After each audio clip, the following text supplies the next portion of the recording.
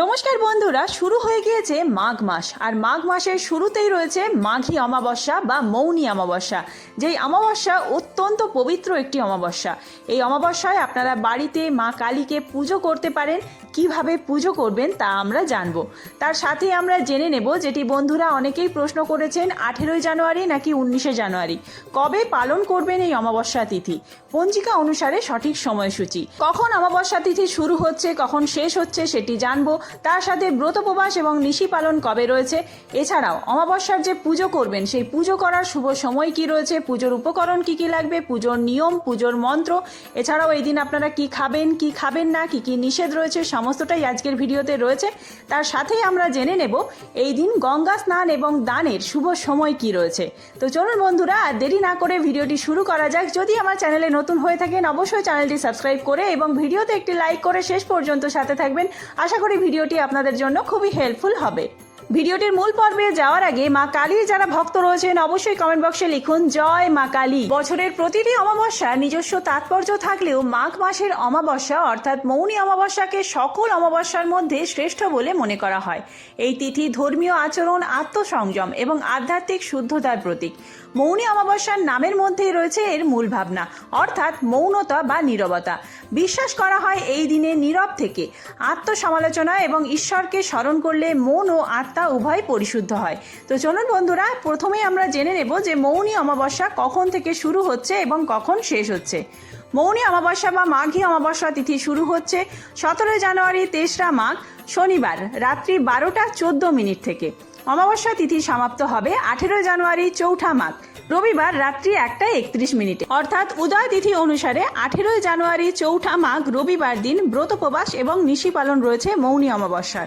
আর এই দিনেই আপনারা পুজো পাঠও করবেন। তবে পুজোর শুভ সময় কি রয়েছে সেটি আমরা জেনে নেব। মৌনী অমাবস্যার শুভ মুহূর্ত: ব্রহ্ম মুহূর্ত ভোর 5টা 27 থেকে 6টা 21 পর্যন্ত, আবার ভোর 5টা 54 থেকে 7টা 15 পর্যন্ত। এই সময়ে আপনারা গঙ্গা স্নান করতে পারেন। আর অমাবস্যা তিথি যতক্ষণ থাকছে সন্ধে 5টা 39 পর্যন্ত আপনারা দান করতে পারেন।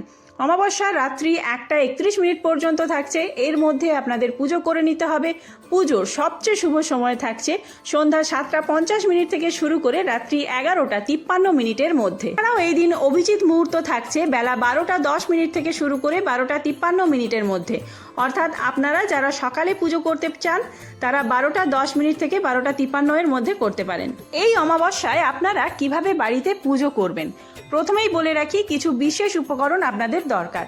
যেমন আপনারা যদি মা কালীর পুজো করতে চান সেক্ষেত্রে লাল জবা অথবা অপরাজিতা ফুল লাগবে এবং অপরাজিতা ফুল অথবা জবা ফুলের মালা লাগবে।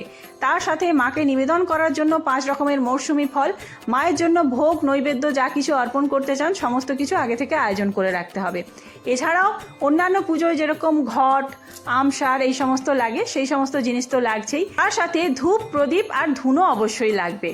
এই সামান্য কিছু উপকরণ দিয়ে আপনারা বাড়িতে মা কালীকে পুজো করতে পারেন। এই দিনে আপনারা ব্রহ্ম মুহূর্তের সময় ঘুম থেকে উঠে গঙ্গা নদীতে স্নান করতে পারেন, অথবা স্নানের জলে কিছুটা গঙ্গা জল মিশিয়ে স্নান করে নেবেন যদি গঙ্গায় গিয়ে স্নান করা সম্ভব না হয়। স্নানের পরে প্রথমে আপনাদের সূর্যদেবের উদ্দেশ্যে জল অর্পণ করতে হবে। ওম সূর্যদেবাই নমঃ বলে আপনারা সূর্যদেবের উদ্দেশ্যে 3বারে পুরো ঘটির জল অর্পণ করবেন আর 3বার ওম সূর্যদেবাই নমঃ এই মন্ত্র উচ্চারণ করবেন। একটি ফুলও অর্পণ করবেন ওই জলের সাথে সাথে। এরপরে ঠাকুর ঘরে এসে ঠাকুর ঘর সমস্ত পরিষ্কার করে নিয়ে ভগবান বিষ্ণুকে স্মরণ করে উপবাসের ব্রত নিন। ভগবান বিষ্ণুর উদ্দেশ্যে আপনারা একটি তুলসী পাতা এবং ফুল অর্পণ করবেন। সেই তুলসী পাতা এবং ফুল অবশ্যই চন্দন সহযোগে ভগবান বিষ্ণুর চরণে অর্পণ করতে হবে। তুলসী গাছকে এই দিন 108 বার প্রদক্ষিণ করতে হবে। আর যখন আপনারা ভগবান বিষ্ণুর চরণে তুলসী পাতা আর ফুল অর্পণ করবেন তখন ওম নারায়ণাই নমঃ অথবা ওম নমো ভগবতে বাসুদেবায় এই দুটি মন্ত্রের মধ্যে যে কোনো একটি মন্ত্র 3বার করে উচ্চারণ করবেন। এরপরেই আপনারা মা কালীর পুজো শুরু করবেন। মা কালীর পুজোর জন্য প্রথমে ঘট স্থাপন করে নেবেন, তারপরে মা কালীকে ফুল, মালা এই সমস্ত অর্পণ করবেন। মা কালীর পুজোয় অবশ্যই বেল পাতা লাগবে ফুলের সাথে। আর সমস্ত নৈবেদ্য মায়ের সামনে সাজিয়ে নেবেন। ফুল অর্পণ করার সময় ওং ক্রিং কাল্লই নমঃ এই বলে ফুল আর বেলপাতা মায়ের পায়ে অর্পণ করবেন, 3 বার উচ্চারণ করবেন। আর এই অমাবস্যা তিথিতে 108 বার ওং ক্রিং কাল্লই নমঃ এই মন্ত্র জপ করে যদি মা কালীর সামনে আপনার মনস্কামনা জানান, অবশ্যই সেই মনস্কামনা আপনার খুব তাড়াতাড়ি পূর্ণ হবে। পরে মাকে নৈবেদ্য সমস্ত কিছু গ্রহণ করার জন্য মনে মনে জানাবেন এবং তারপরে ধূপ দ্বীপ সহযোগে আরতি করবেন এবং ধুনো জ্বালাবেন। যদি বাড়িতে মা কালীর ফটো বা মূর্তি না থাকে তাহলে আপনারা মন্দিরে গিয়েও মা কালীর পুজো দিতে পারেন। সেক্ষেত্রেও আপনারা জবা ফুলের মালা অথবা অপরাজিতার মালা নিয়ে যাবেন এই দিন অবশ্যই।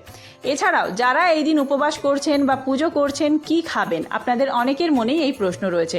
অবশ্যই আগের দিন নিরামিষ আহার গ্রহণ করবেন এবং যেই দিন অমাবস্যার ব্রত রাখছেন বা মা কালীর পুজো করছেন সেই দিন অন্ন গ্রহণ না করে অন্যান্য খাবার যেমন লুচি পরোটা এই সমস্ত খেতে পারেন। তরকারি যা কিছু নিরামিষ আহার গ্রহণ করবেন। আর ফল মূল ইত্যাদি যা কিছু প্রসাদ দিয়েছেন, ভোগে যা কিছু দিয়েছেন সেই সমস্ত আপনারা গ্রহণ করতে পারেন। তো বন্ধুরা, আজকের ভিডিওটি এই পর্যন্তই। খুব তাড়াতাড়ি নতুন কোনো ভিডিও নিয়ে আসছি। সেই সমস্ত ভিডিও দেখার জন্য অবশ্যই চ্যানেলটি সাবস্ক্রাইব করে সাথে থাকবেন এবং এই ভিডিওটি হেল্পফুল হয়ে থাকলে বন্ধুদের মধ্যে অনেক অনেক বেশি শেয়ার করবেন। ধন্যবাদ।